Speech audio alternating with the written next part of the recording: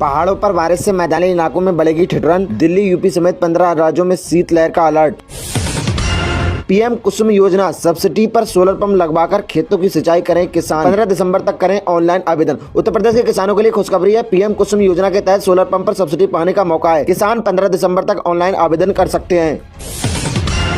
मूंगफली की चिक्की, गुड़, तिल का गजक। यूपी के इस शहर में मिड डे मील में मिलेगी सप्लीमेंट न्यूट्रिशन। अमेठी के विद्यालयों में मिड डे मील योजना को और अधिक प्रभावी बनाने के लिए सप्लीमेंट न्यूट्रिशन दिया जाएगा। प्रत्येक गुरुवार को मूंगफली की चिक्की, गुड़, तिल का गजक, भुना चना या रामदाना बाजरे का लड्डू वितरित किया जाएगा।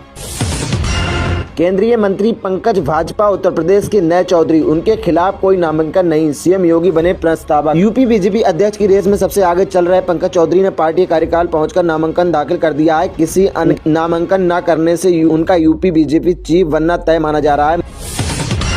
राशन कार्ड, 14 किलो गेहूं और 21 किलो चावल से कहीं चूक न जाएं आप, जल्द करा लें ये काम। किशनगंज में आधार सीडिंग KYC की प्रगति की समीक्षा की गई है। समीक्षा के क्रम में पाया गया है कि अब तक 69.42% लाभुकों को आधार सीडिंग हो पाया है। अभी भी 30.58% लाभुकों को आधार सीडिंग किया जाना अवशेष है।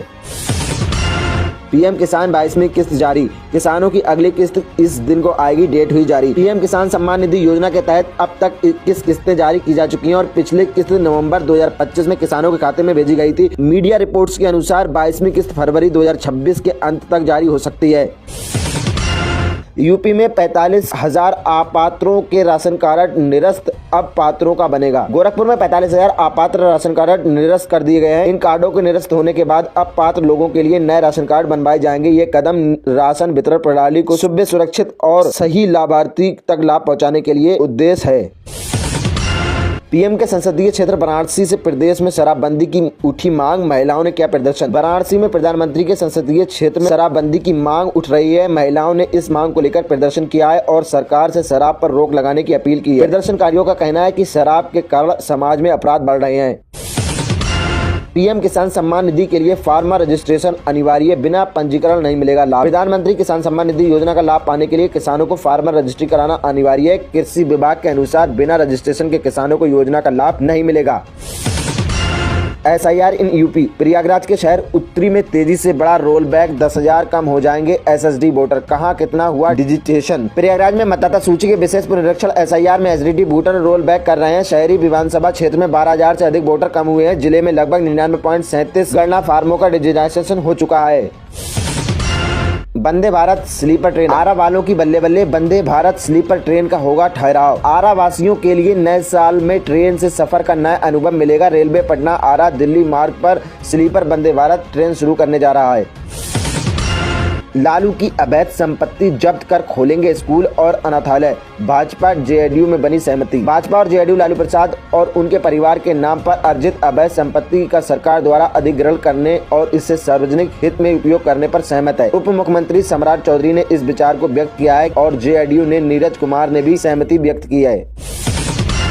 मेसी के कार्यक्रम में बवाल के बाद एक्शन, मुख्य आयोजक एस दत्ता गिरफ्तार। कोलकाता में शनिवार को मेसी के कार्यक्रम में भारी बवाल देखने को मिला है। इस बवाल के बाद पुलिस ने एक्शन लिया है और मुख्य आयोजित एस दत्ता को गिरफ्तार कर लिया गया है। बिहार कैबिनेट में नए विभागों का बंटवारा, सीएम के पास सिविल एविएशन, टाइगर को युवा रोजगार विभाग। बिहार कैबिनेट में विभागों का बंटवारा हो गया है। मुख्यमंत्री नीतीश कुमार ने अपने पास सिविल एविएशन रखा है, जबकि टाइगर यादव को युवा रोजगार विभाग का अहम सौंपा गया है। वहीं उच्च शिक्षा विभाग शिक्षा मंत्री सुनील कुमार को दिया गया है। हार के लिए जिम्मेदार नेताओं के खिलाफ कार्रवाई में भी महागठबंधन पीछे, आखिर कहां फंस रहा है पेच। बिहार महागठबंधन में हार के लिए जिम्मेदार नेताओं पर कार्रवाई में देरी हो रही है। महागठबंधन के भीतर कुछ मुद्दों पर सहमति नहीं बन पा रही है, जिसके कारण कार्रवाई अटकी हुई है। नेताओं के बीच मतभेद और संभावित राजनीतिक परिणामों को लेकर चिंताएं हैं। सॉल्ट लेक स्टेडियम में हुई अव्यवस्था से बहुत दुखी हूं, मेसी के इवेंट में बवाल पर सीएम ममता ने मांगी माफी। कोलकाता के सॉल्ट लेक स्टेडियम में लियोन मेसी के सम्मान समारोह में भारी हंगामा हुआ। दर्शकों ने पानी की बोतलें फेंकी और तोड़फोड़ की, जिसके चलते मेसी को जल्दी निकालना पड़ा। सीएम ममता बनर्जी ने इस घटना पर दुख जताया और जांच के लिए कमेटी का गठन किया। यूपी में ऊंट के मुंह में जीरा साबित हो रही है यूरिया की आपूर्ति, किसान परेशान। सिंचाई के बाद यूरिया की मांग बढ़ने में सिद्धार्थनगर के किसान परेशान है, क्योंकि सहकारी समितियों में यूरिया की आपूर्ति बहुत कम हो रही है। किसान सुबह से लाइन में लगने के बाद खाली हाथ घर लौट रहे हैं। गाजियाबाद में 20,000 बिजली चोरों को नोटिस, जुर्माना न भरने पर होगी कार्रवाई। साहिबाबाद में बिजली निगम ने 20,000 बिजली चोरों को नोटिस जारी किया है। जुर्माना न भरने पर कनेक्शन काटे जाएंगे। Western power distribution corporation limited ने सख्त निर्देश दिए हैं। 1 दिसंबर से शुरू हुई बिजली बिल राहत स्कीम में डिस्काउंट मिल रहा है, लेकिन मेडिकेशन फीस पर नहीं। नकल करते हुए पकड़े गए 2 छात्र, परीक्षा हॉल में 6 मोबाइल जब्त, 20 मिलने की रही चर्चा। मुरादाबाद के हिंदू कॉलेज में स्नातक 5वें सेमेस्टर की परीक्षा के दौरान नकल करते हुए 2 छात्र पकड़े गए। तलाशी में 6 मोबाइल फोन जब्त किए गए। कॉलेज प्रशासन ने नकल विरोधी कानून के तहत छात्रों पर कड़ी कार्रवाई की। 12 दिसंबर 2025 का मंडी भाव, गेहूं, दाल और सोने के ताजा रेट। कानपुर के किसानों और व्यापारियों के लिए काम की खबर है। जानिए 13 दिसंबर मंडी में सोयाबीन, गेहूं और सोने के चांदों में क्या क्या कीमत मिली है।